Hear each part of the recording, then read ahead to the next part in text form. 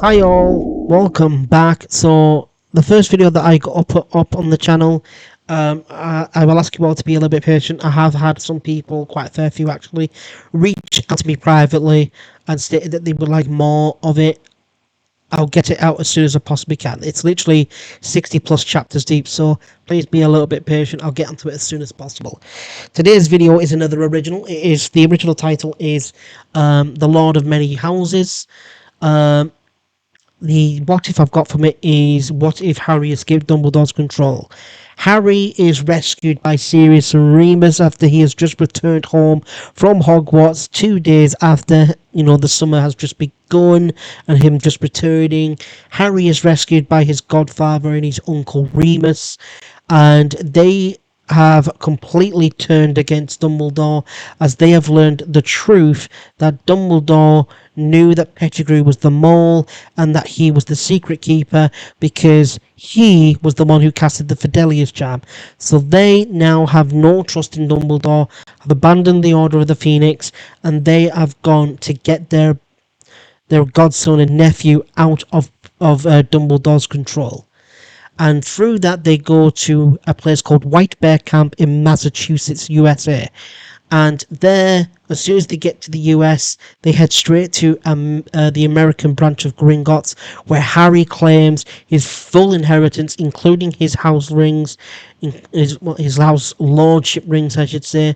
And they are, of course, houses Potter, Peveril, Black, Gryffindor, and Slytherin. Now, a lot of people are going to be like, why House Slytherin? Because you should have had it in the original, because of defeating Voldemort or Tom 3 times. That of Conquest should have come into favour, and he should have been given the Lordship Rings of House Slytherin. And also the house's magic, as in Slytherin's own magic, never viewed Tom worthy of its lordship ring, nor its heir ring. But it does so with Harry, as Harry isn't egotistical. He isn't too big a ego to accept that he is honoured to have been accepted by the house's magic. And so Harry goes to White Bear Camp. He meets Morris Chambers, the owner and founder and creator of the camp, his beautiful daughter and her best friend Annie and Clara, and Ryan, Morris's son and eldest. Annie is 17, Clara is 19, as well as Ryan being 19, almost 20. Harry becomes very good close friends with Ryan, and he also becomes quite close with the girls as well. They are the girls that also give him his first experience of being with women, of showing him love and affection. At White Bear Camp, Harry goes through a huge transformation after they used ancient time-bending rules to give him, instead of 2 months, they give him 6 months to fully heal after using nutritional potions and magical tonics and good to honest food. Finally, 6 months pass and Harry must return to magical Britain. And whilst doing so, Harry is returning as a completely different person. He is returning as a lord of many houses, 2 ancient and founder houses, and 3 ancient and most noble houses. And so he's returning as a completely different person. Ladies, best be wary for when he comes back, because once Harry comes back, it's going to be a literal case of another James Potter, where James Potter was handsome and charming and every girl would drool and fawn all over the boy. They would be doing the same with Harry. The girl and the boys would also be extraordinarily jealous. Harry would return as somebody that the Ministry and Dumbledore should be very, very fearful of, because this Harry's dangerous. He learns of his magical bloodlines, he learns about his magical abilities, he learns about everything. Once he learns about the Triwizard Tournament and the rumour of them wanting to use the Goblet of Fire, which is a banned, if not forbidden, magical object, and it has been for decades, apparently going to be used for the Triwizard Tournament because it's tradition, Harry almost explodes in absolute righteous fury. And this is the time where they will learn that Lord Potter has returned, and everyone should be wary, because that righteous fury of Lily Evans near Potter, well, let's just say, run.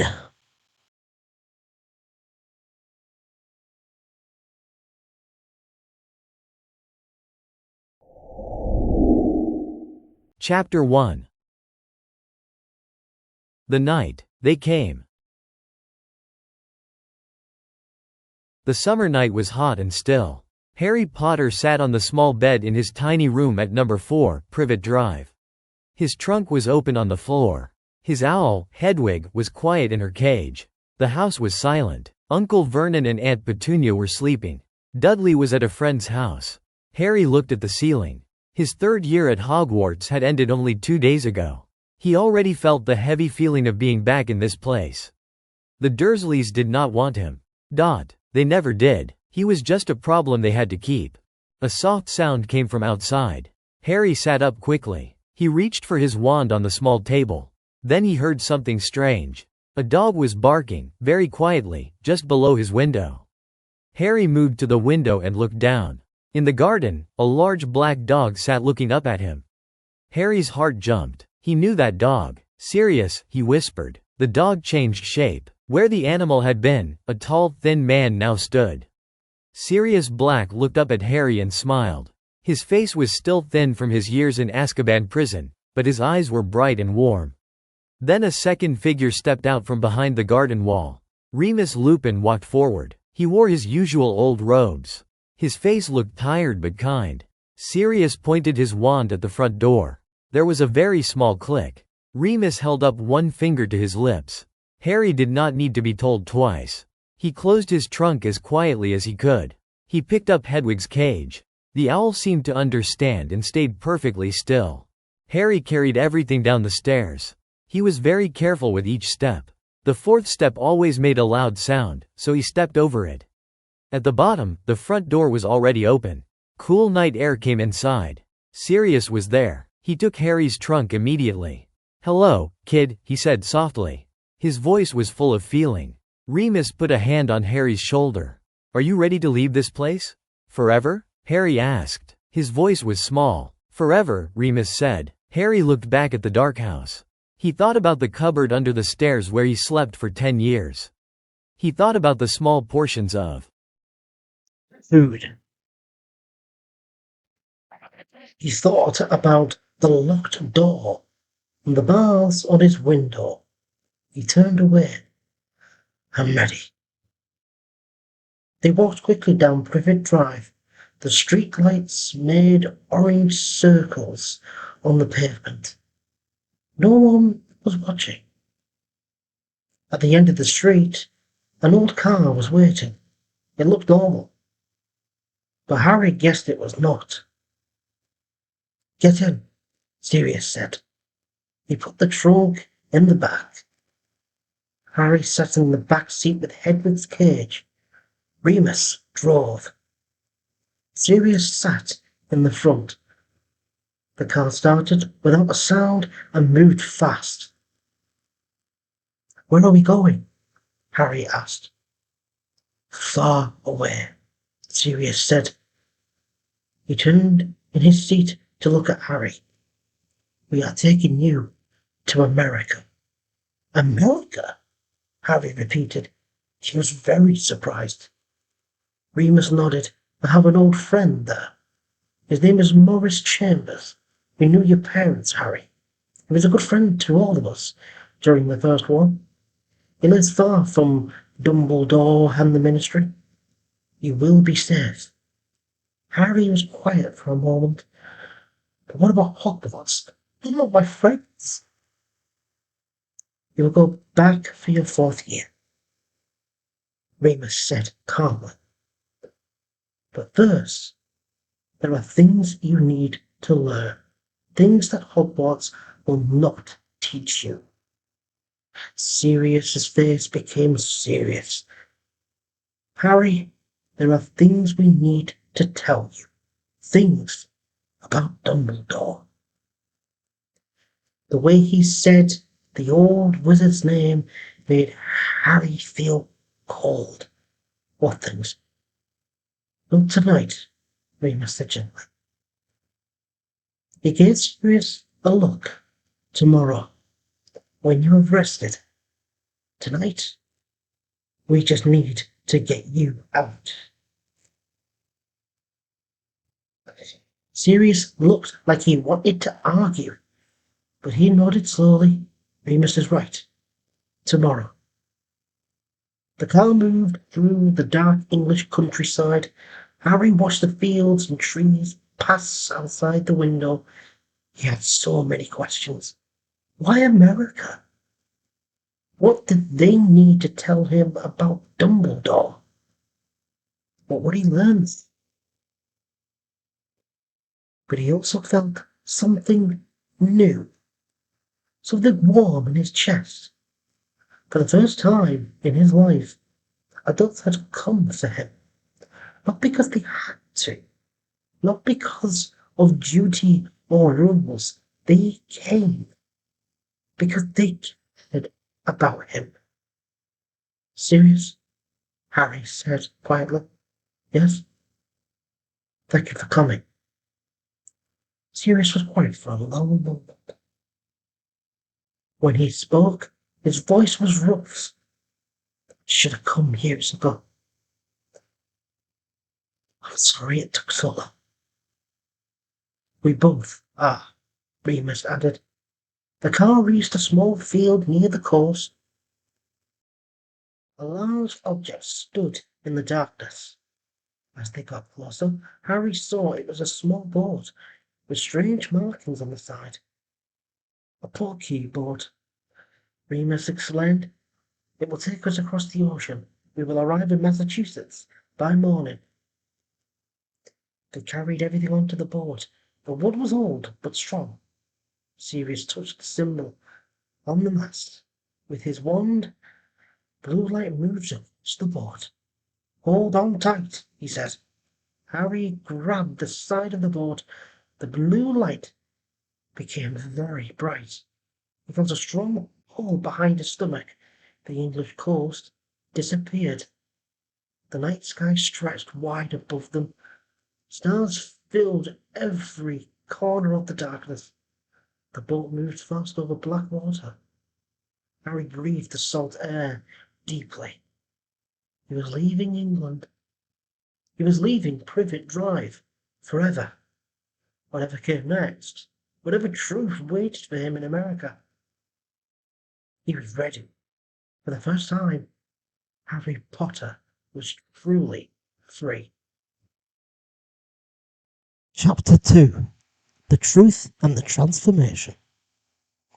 The boat touched land as the sun came over Massachusetts. The air smelled different here, fresh and wild. Harry stepped onto American ground and felt something change in him. A tall, broad man waited on the dock. He had a kind face, with lines from years smiling. A girl stood beside him. She was 17, with long golden hair and bright blue eyes. Harry forgot how to breathe for a moment. James Potter's son. His voice was warm and deep. I am Morris Chambers. Welcome to America, son. Sirius shook Morris's hand and pulled him into a hug. It has been too long, old friend. This is my daughter, Annie. Annie smiled at Harry. Hi there. Harry opened his mouth. Nothing came out. Remus gently pushed him forward. Hi, Harry managed. They drove to a large property hidden in the woods called Camp White Bear. It was protected by strong magic. That evening, after food and rest, Sirius and Remus had sat Harry down in the kitchen. Their faces were serious. Harry, Sirius began slowly. Dumbledore knew I was innocent. The words did not make sense at first. Harry stared at him. What? He was the chief warlock of the Wizengamot, Remus said quietly. He had the power to give Sirius a trial. He chose not to. He knew Peter was the secret keeper. He knew everything. But why? Harry whispered. Control, Sirius said. The word came out hard and bitter. With me in prison and Remus pushed away, there was nobody to take you, nobody to question him. He put you with the Dursleys because he wanted you alone, weak, dependent on him when you entered our world. Harry felt cold all over. He thought about the cupboard, the hunger, the loneliness. Dumbledore knew. Dumbledore chose this for him. I trusted him, Harry said. His hands were shaking. Remus put his arm around Harry. I know. We are sorry. We did not find this out sooner. Something hard formed inside Harry's chest. Not sadness. Something stronger. He looked at Sirius. What do we do now? Sirius smiled. It was not a nice smile. It was the smile of a man with a plan. Now, we make sure nobody controls you ever again. Morris entered the room. He placed old stones covered in symbols on the table. Ancient time-bending runes. You have 2 months before Hogwarts. With these, we can give you 6. And so, Harry's training began. The first thing they did was visit the American branch of Gringotts.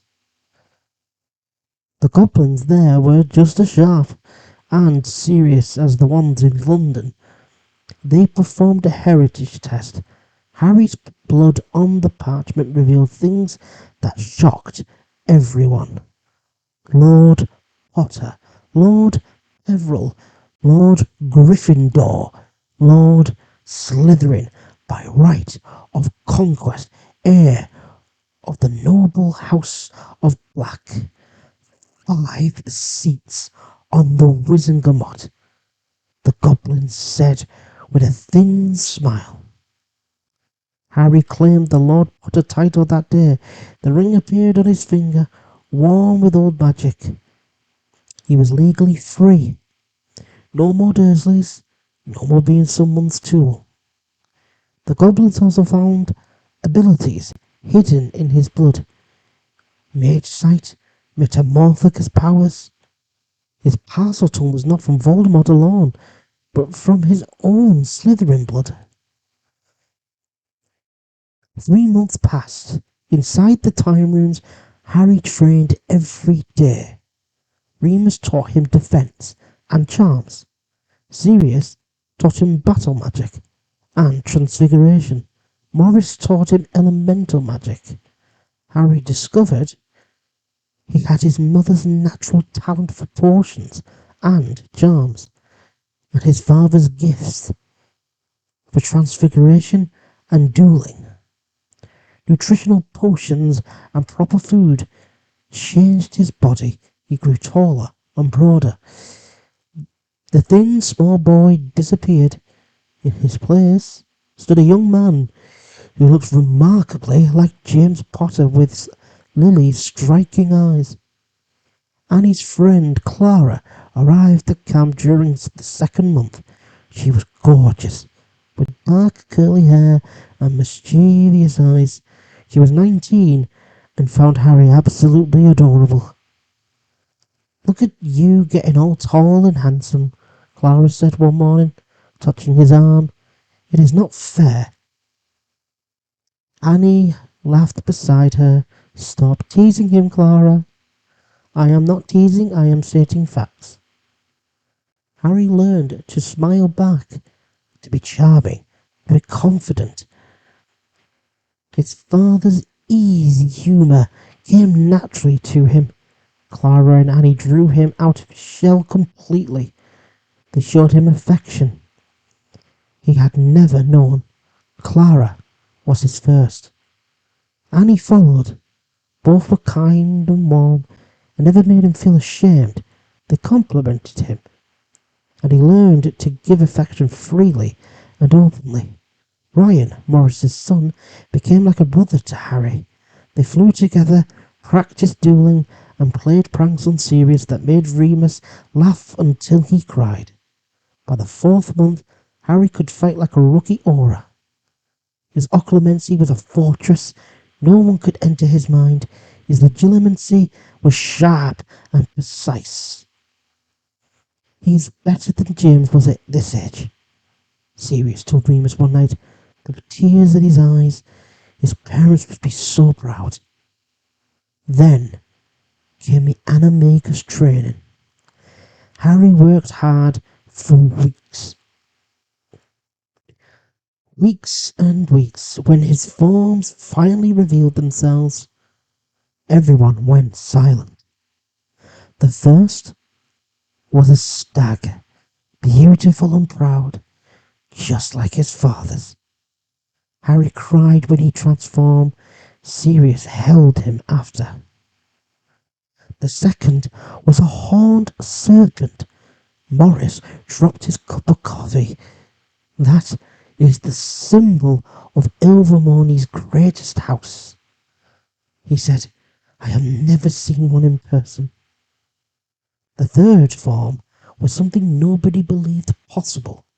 A sunrise falcon, a creature of myth. Its feathers burned gold and red like dawn itself.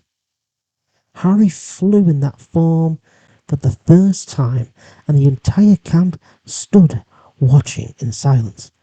"Impossible," Remus whispered. "No," Morris said quietly. "Just Harry." 6 months passed inside too.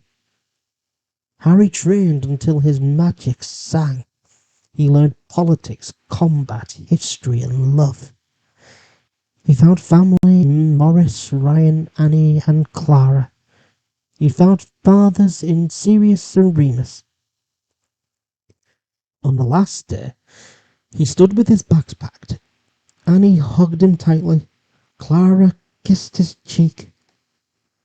Ryan shook his hand and pulled him close.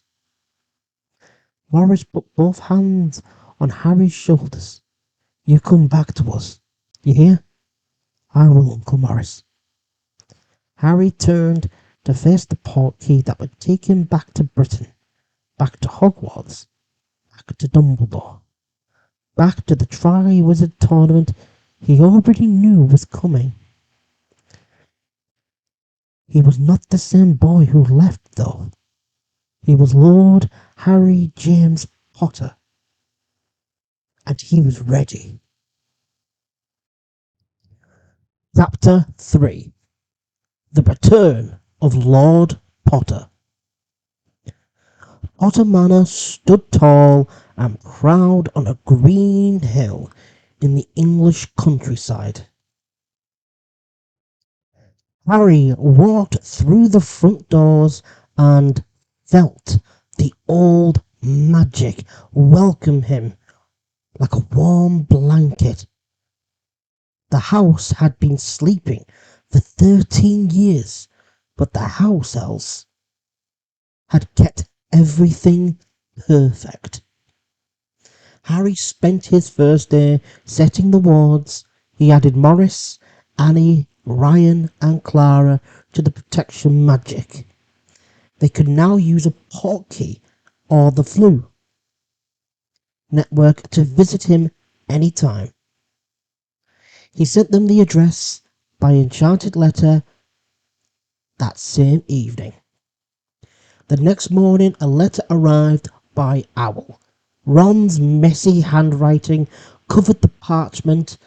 His father had gotten tickets to the Quidditch World Cup. Could Harry come? Hermione would be there too. Harry smiled and wrote back immediately. Yes.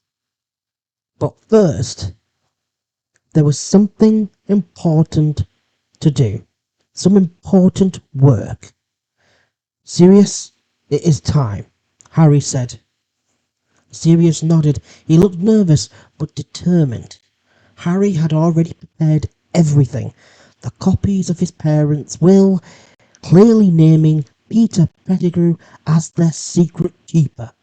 The Gringotts documents proved Sirius never received a trial. The evidence was cold, hard, and impossible to deny. Harry sent formal invitations to Minister Cornelius Fudge and Madame Amelia Bones. He signed them as Lord Potter. Neither could refuse. They arrived the next afternoon. Fudge looked uncomfortable in the grand sitting room. Madame Bones sat straight and calm, her monocle catching the light. Minister, Madame Bones, Harry said. He stood tall and spoke clearly. Thank you for coming. I have evidence that will correct a terrible mistake. Sirius then stepped into the room. Fudge went white as his teacup shook in his hand. Before you panic, Minister, Harry said firmly, please read these documents. Madame Bones took the papers first. Her eyes moved quickly across the will. She read the green records. She looked at the sworn statements. Her face grew harder with each page. This man never received a trial, Cornelius. Her voice was like ice. Fudge, shocked, read the will 3 times. His mouth opened and closed like a fish. The words clear. James and Lily Potter named Peter Pettigrew as their secret keeper, not Sirius Black. This is... I cannot simply... You can and you will, Madame Bones replied to Fudge's stammering. The law is the law. 3 days later, the Daily Prophet announced that Sirius Black was innocent, a free man. Harry read the headline at breakfast and smiled at his godfather across the table. Sirius cried into his toast. The day the reunion came, Harry, Sirius and Remus, one his godfather, both his uncles, they appeared at the burrow by Floo.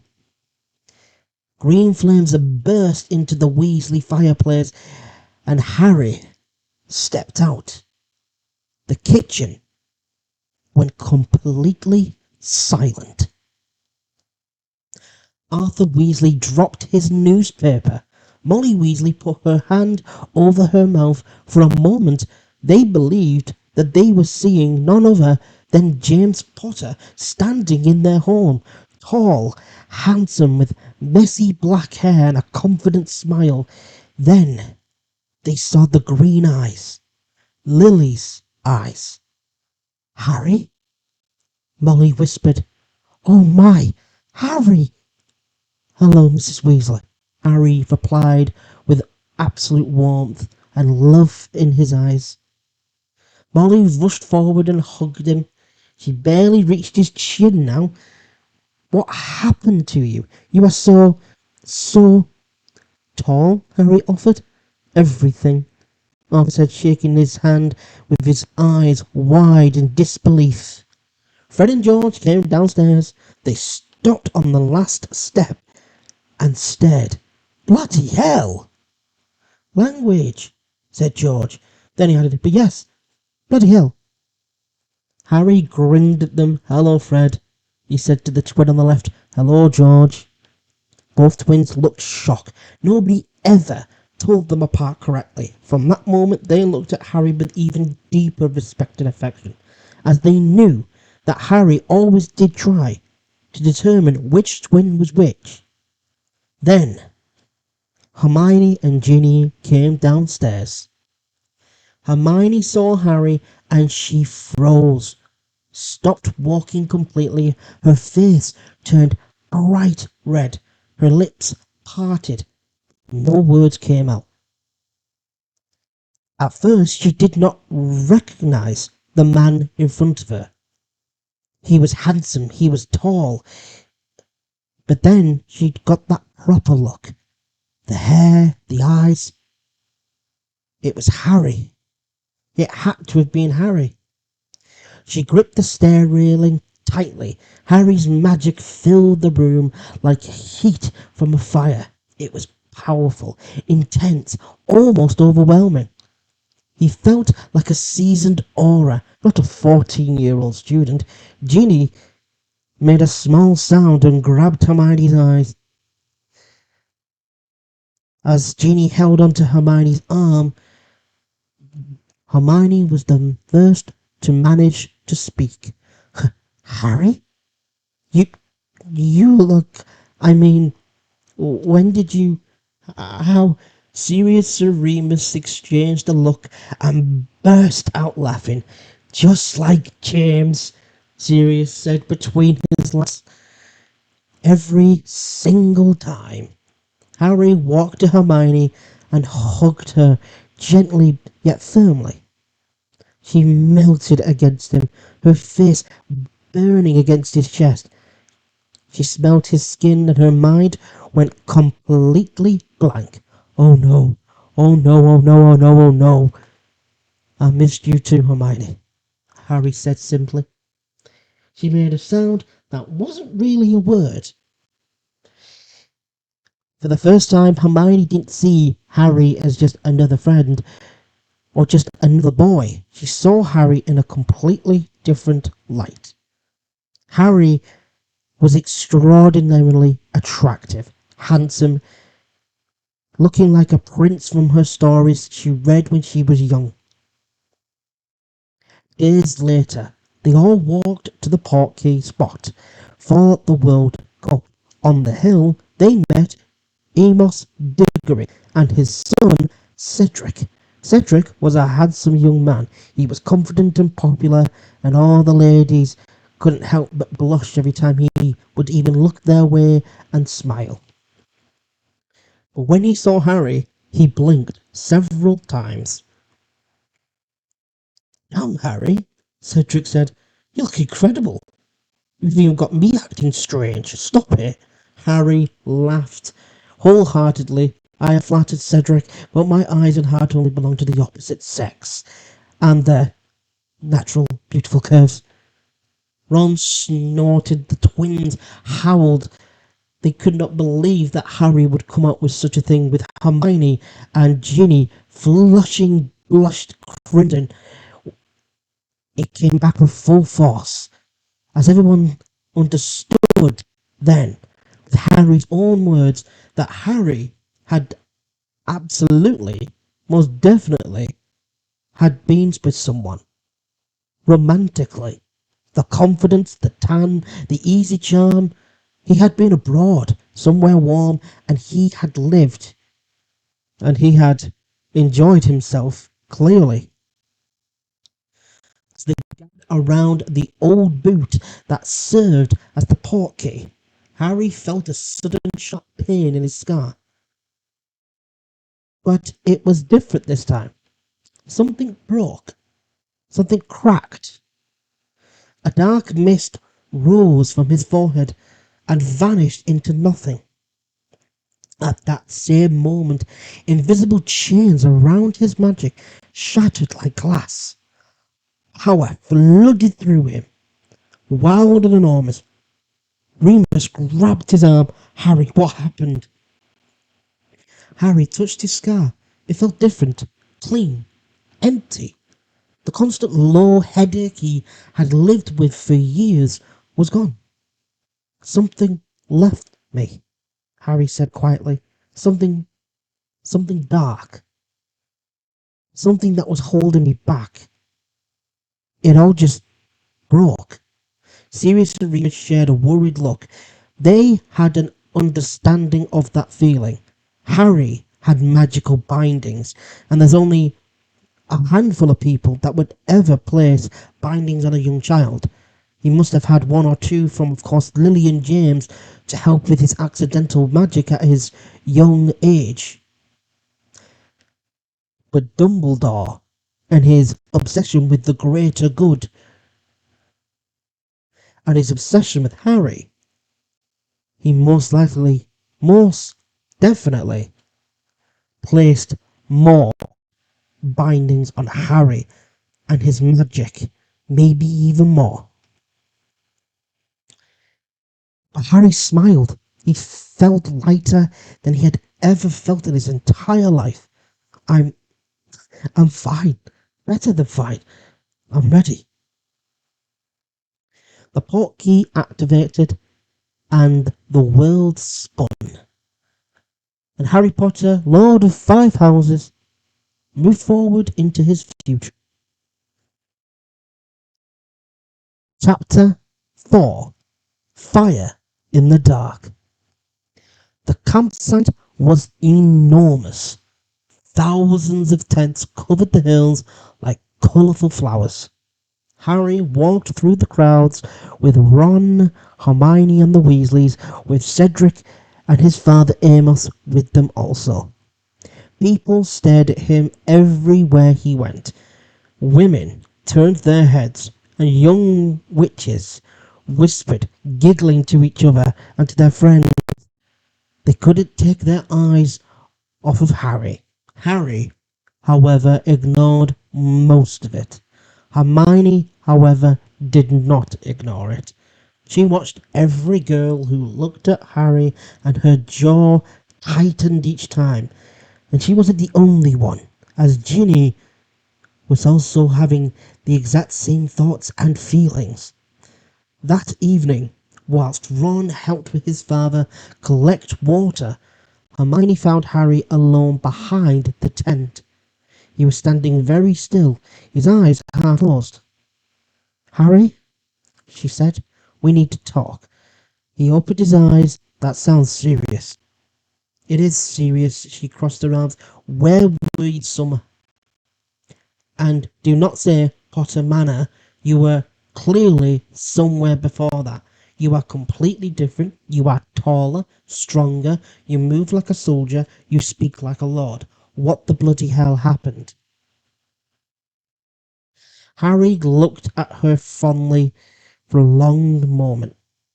Her brown eyes, that he normally would get lost in, were fierce and strong, but worried always at the same time. Her bushy hair moved in the evening wind. She was beautiful when she was angry. He couldn't help it. He always believed and always saw Hermione not as just a very intelligent young woman and witch, but also very pretty, very beautiful. And he always truly cherished how she truly did care for him. He had always known this though, but now he really felt it. "Hermione, can I not keep some secrets?" he said with warm fondness. "No, you cannot, not from me." He smiled. "I went to America. Sirius and Remus took me. I trained with an old friend of my parents. They fought together during the last war. That is where I learned to fight and where I grew up. I cannot tell you everything yet, but I promise you I will, when the time is right." She studied his face. "You were with those girls there, Annie and Clara." Harry blinked. "How did you know about them?" "They visited you at Potter Manor. Ginny told me. She told me everything." "Hermione, I am not angry," she said quickly. Perhaps a bit too quickly. "I just want to understand. Hermione, they are my friends. They are good friends. They help me massively become who I am. They show me what it is, how a woman loves a man and how a man loves a woman. They showed me how to be honest with my emotions and feelings. They taught me how to treat a lady. Hermione looked at the ground. She nodded once. Harry stepped closer and lifted her chin gently with his hand. Hermione flushed crimson once more. She had always liked her boys taller, and now Harry towered over her. You are my best friend, Hermione Jane Granger. Nothing changes that. Nothing ever will. Hermione was shocked that Harry remembered her middle name. Her face turned red once more, and she nodded again. Walked back to the tent without another word.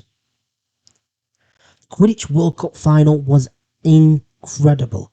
Ireland played Bulgaria under a sky full of fireworks and magic.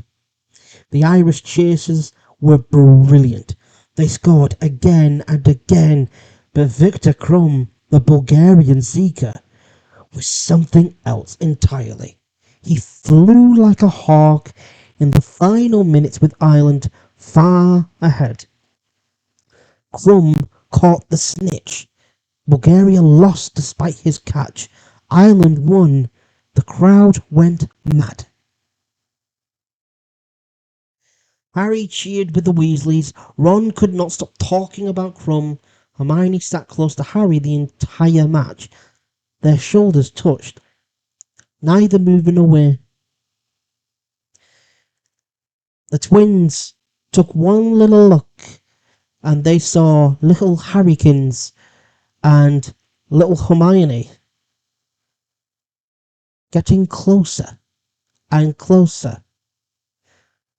They all knew it. They were older by 3 years.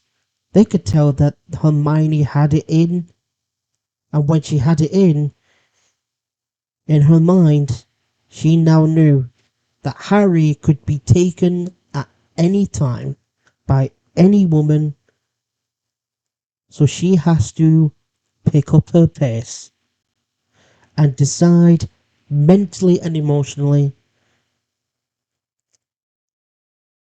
how she truly feels. Hours later, Harry woke to screaming. He was on his feet before his eyes fully opened. Outside, fire burned throughout the campsite. Dark figures in masks and black robes matched between the tents. They floated, a poor muggle family in the air, spinning them like toys. Death Eaters. Harry grabbed his wand. He felt dark magic everywhere, thick and poisonous. His mage sight showed him at least 12 of them. The Weasleys rushed out of the tent. Hermione gripped her wand with shaking hands. Ginny looked absolutely terrified. Arthur Weasley ran toward the ministry workers. Harry turned to Fred and George. His voice was iron. Fred, George, Ginny, Ron and Hermione are your responsibility. Get them back safe to the portkey. Understood? The twins looked at Harry. They saw something in his eyes. They stopped all jokes. They nodded with serious faces. Understood, Fred replied. Hermione panicked. She grabbed Harry's arms. No, no, you are not staying here alone. Harry, please. Harry wrapped his arms around her. He held her tight against his chest. She was shaking. He lowered his mouth to her ear. Go, Hermione, go. Please, I need you safe. Please, if you stay, I can't concentrate. She looked up at him. His green eyes burned with worry and something deeper. Something that made her heart stop. He was firm. He wasn't asking. But there was so much love in his voice that it broke through her fear. Promise me you'll be okay, she whispered. I promise. George gently pulled Hermione away. The group ran. As he turns to face the fire. Sirius pops right beside, on the right-hand side of Harry, his wand drawn, eyes wild and alive. Remus came from the left. His face was calm, but his eyes, they glowed amber. The wolf was close to the surface. Just like old times, Sirius said. We never did this in the old times, Remus replied. Well, it seems like we should have. As both marauders cracked with jokes and laughter, Harry smirked. These two idiots. He could understand why his father loved them dearly. They moved forward together as a unit. The first Death Eater sent a killing curse at them. Harry deflected it with a shield that cracked the air, shocking people that were witnessing somebody just deflect the killing curse itself. Sirius sent back 3 hexes, so fast they blurred together. Remus fought with savage precision, his werewolf strength behind every spell. Harry dueled 2 Death Eaters at once. He moved between their curses like water around stones. His wand sang with power. He disarmed one and stunned the other 3. More came, 5, then 7. They were organised. They pushed forward. Harry knew he had to make a decision, and his decision was final. They needed something that will end this, and end this immediately. He put his wand away. Sirius glanced at him. Harry, you aren't going to. Harry transformed. Where a young man stood, a massive horned serpent appeared. Its scales shimmered dark green and silver. In the firelight itself, its great horns curved forward like ancient weapons. It rose up, towering over the tents, and let out a sound that shook the earth. The Death Eaters froze. Every single one of them stopped moving. Some dropped their wands. 3 turned and ran away immediately. 2 more followed. The auras were watching on in stunned, absolute awe and shock, even with a slight bit of fear. The horned serpent moved forward, taking down more Death Eaters that weren't willing to back down. But Harry's Animagus form was impervious to magic, and it was taking men out as much as it possibly could. The Death Eaters' numbers shrank very, very rapidly. So then it led to one last thing. More of the Death Eaters fleeing into the darkness. The auras captured 4, who were too shocked and too fearful to run. Then the serpent shrank. It twisted and changed. The young man stood there again. Well, he looked like a young man. He looked to be at least 16 or 17. But then they saw his hair, then his eyes. The boy who lived. Himself. An aura named Kingsley Shacklebolt stared at Harry in disbelief. That was you. Good evening, Harry said calmly. The days after were full of meetings with Fudge and the Ministry. Fudge, of course, a bumbling absolute mess, as he always showed that as a leader he was absolutely useless. Harry was polite yet firm. He did not tell them much about his Animagus ability, because It was none of their business. He had gone through all of his animagus training in the United States. He has got all of his certifications, all his qualifications, and all the paperwork necessary. But it was done in America, which led Fudge and his people to be furious because they could not get their hands on that paperwork.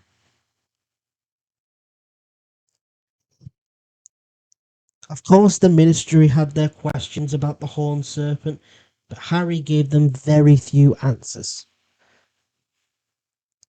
September 1st quickly arrived. Platform 9 3/4 was crowded as always. Harry boarded Hogwarts Express with the Weasleys and Hermione. Since the attack, Hermione hadn't left his side. She sat next to him in the compartment. She leaned against his shoulder. She held his arm. Bloody hell, Hermione, let him breathe, Ron muttered. Harry wrapped his arm around Hermione. He understood. That night must have been a big shock and a big scare for Hermione. She was only a young woman, so he understood. He pulled her closer and made sure that she felt secure, safe, in warm, loving arms and embrace. She smiled and closed her eyes. Ron stared out the window, his ears turning red. Ginny watched from across the compartment. Her eyes moved between Harry and Hermione. Her fingers dug into her knees. She had seen Annie and Clara at Potter Manor, those gorgeous, confident older women who touched Harry so easily. Now Hermione was claiming her territory. Ginny felt the opportunity slipping away, like sand through her fingers. The train moved north, toward Hogwarts.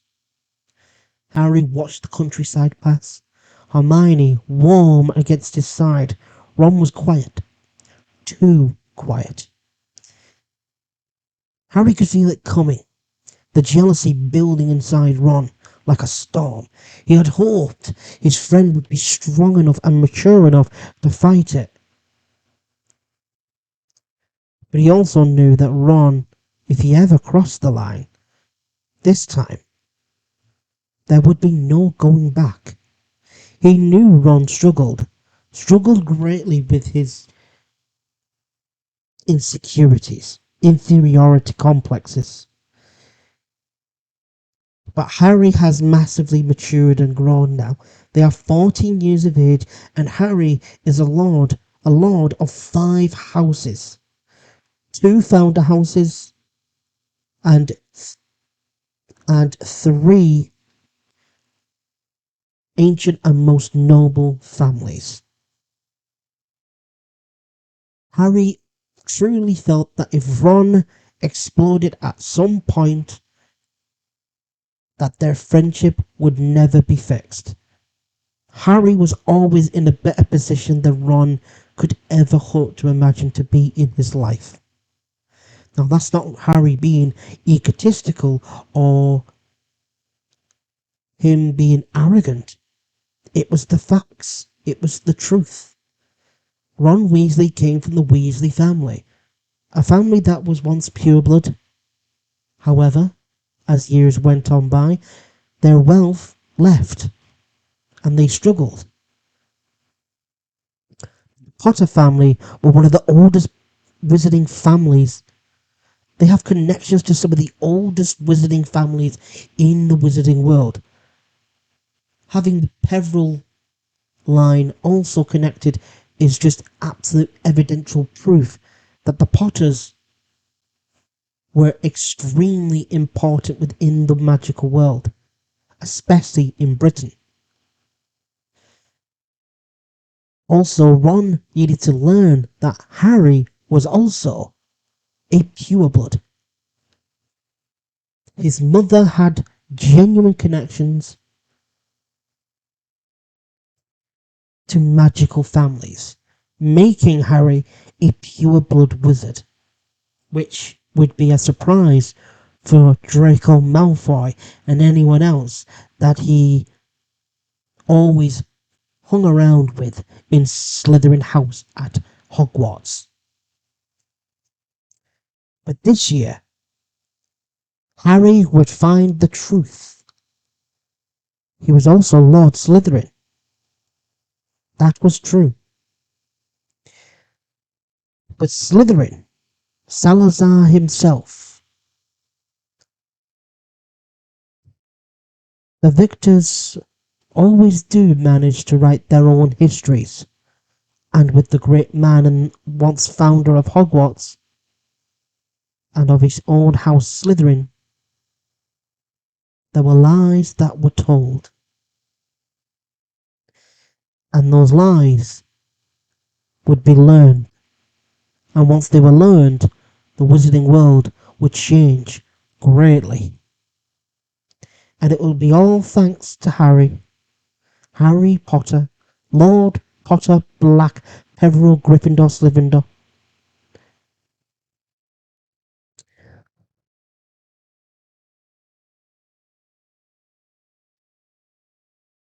As Harry felt a call to a place that he once remembered. He had been feeling it for the past few weeks now. Call from magic itself was coming from the Chamber of Secrets. Chapter 5. Lily's Fury. The Hogwarts Express slowed and stopped at Hogsmeade Station. Harry stepped onto the platform with Hermione close beside him. Ron was just behind. The evening air was cool and smelled of pine trees and old magic. They climbed into a carriage pulled by Thestrals. Harry could see them now, with his mage sight ability that helped him see all magic, and Thestrals were, of course, creatures of magic. He said nothing about it, though. Hermione watched his face, but did not ask. The castle appeared through the trees, golden light pouring from every window. Harry felt something warm in his chest. Despite everything, Hogwarts was always still and forever beautiful, and will forever be seen as his home. Inside the great hall, they found the Gryffindor table and sat down. Harry, however, noticed it immediately. Every girl in the hall was staring at him, most whispering behind their hands. Some were simply staring with open mouths and wide eyes. Some looked like they were even drooling. Lavender Brown dropped her goblet. Parvati Patil grabbed her sister's arm across the aisle. "This is mental," Ron muttered. At the high table, the teachers had stopped talking. They froze as Professor Sprout put her hand over her chest. My, he has grown up and become so handsome," she said softly. Professor McGonagall sat beside her. A small smile crossed her face. Yes, just like his father. Professor Flitwick, with his short stature, had to stand on his chair to see better, but as he did and laid eyes on Harry, he nodded with wide eyes. Snape looked at Harry and sneered. Harry, however, was far beyond the petty insecurities of Severus Snape, and didn't even glance in his direction. Hermione sat very close to Harry, her arm pressed against his.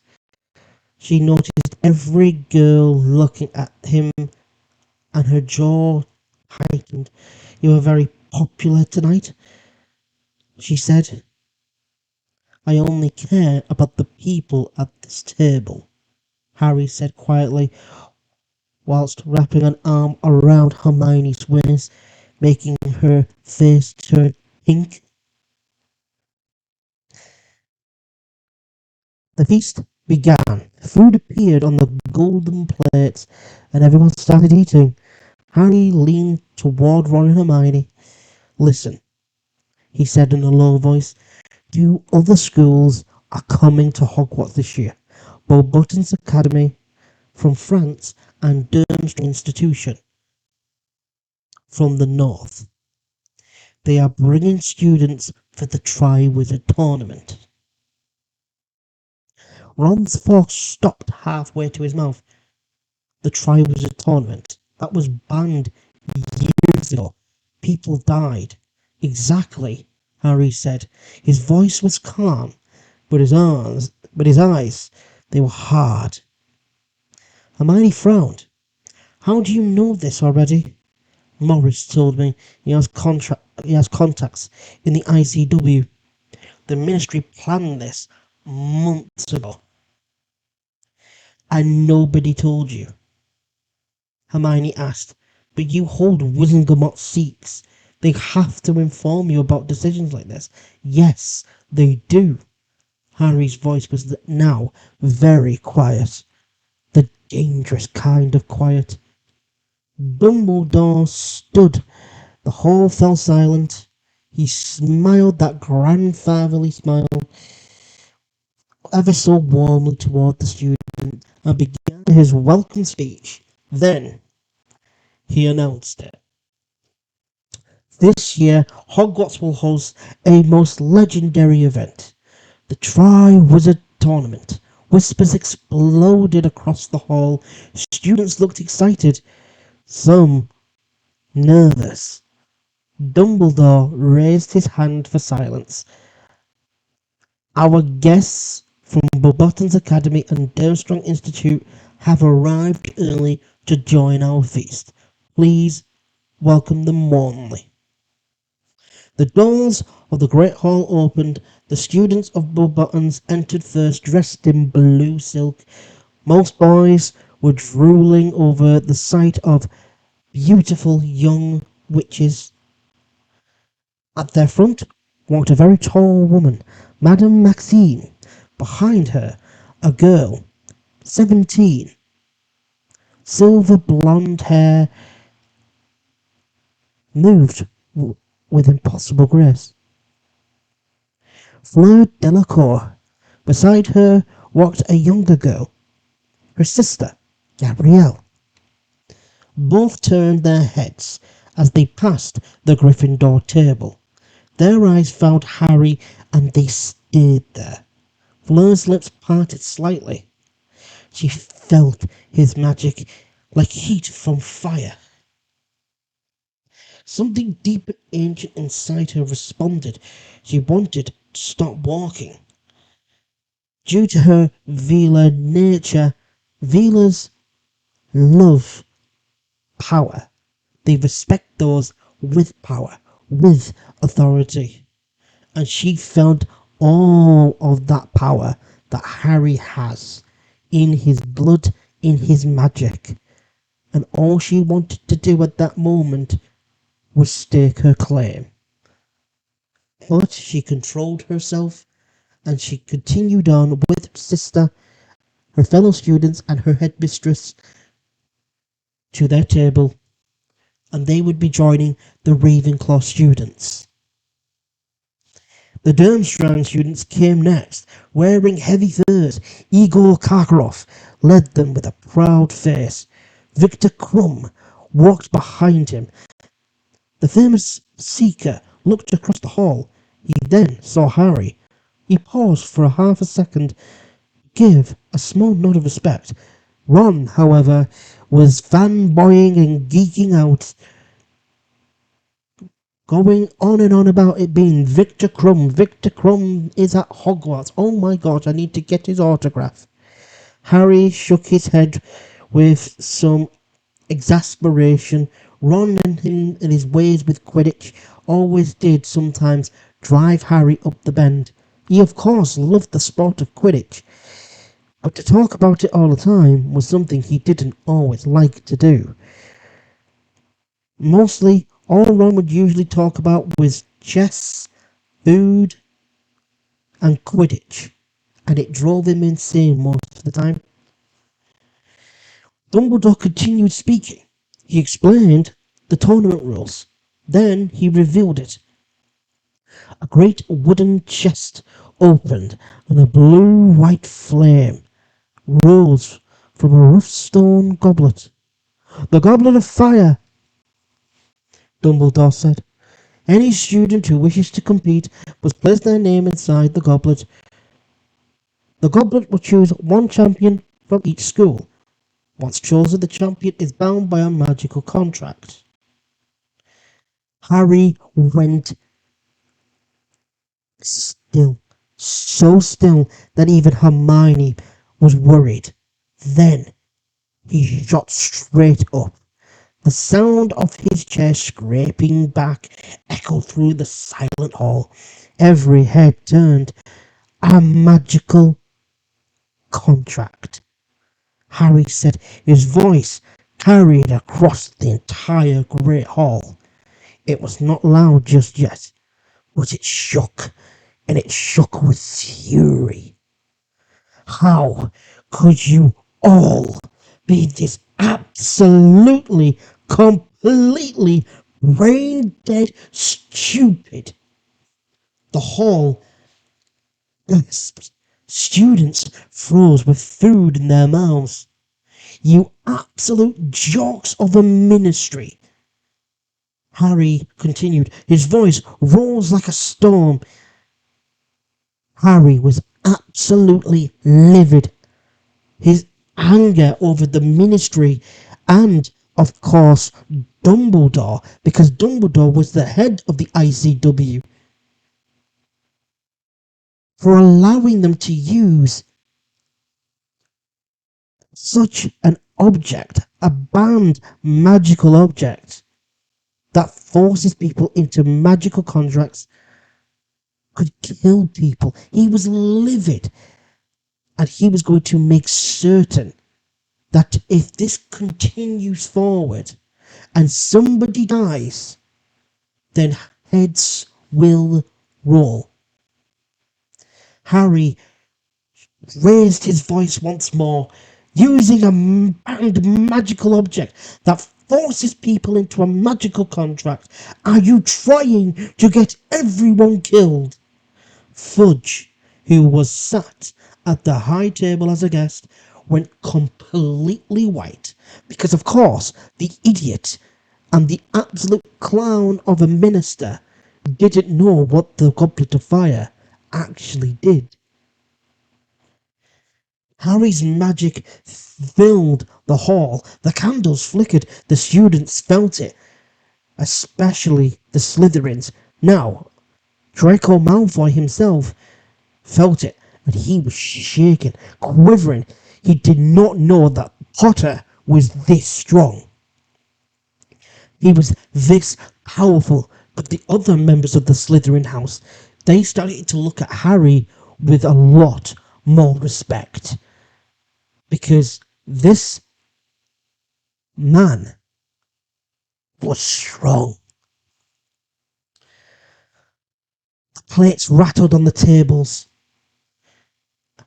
and then his rings blazed on his fingers. Potter, Black, Peveril, Gryffindor, Slytherin.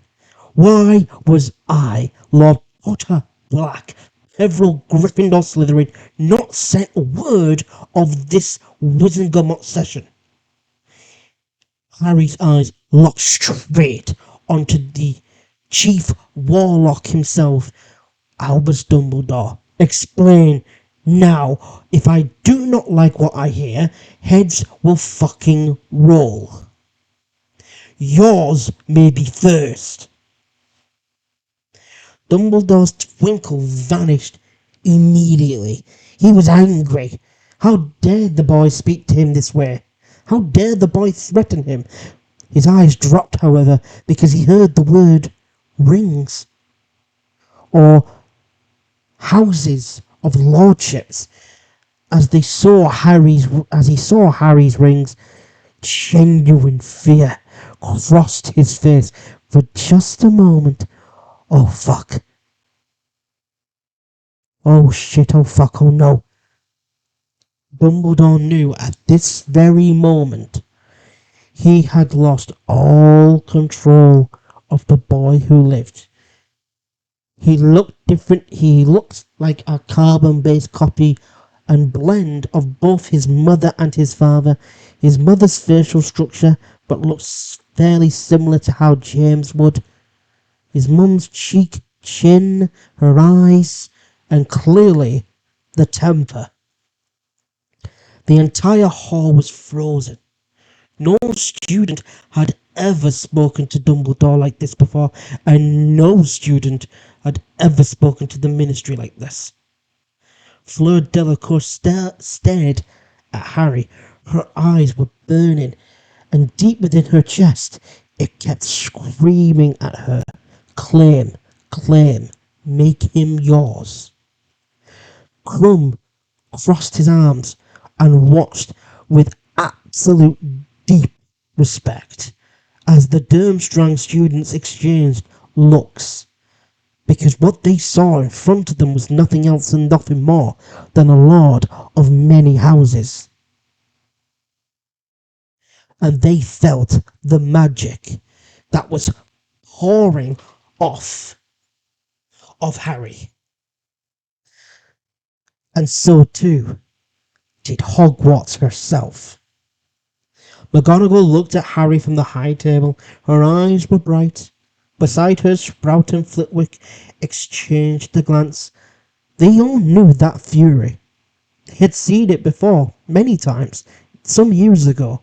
It was from a red-headed girl, a very pretty red-headed girl, who never let anyone, not once, get away with injustice.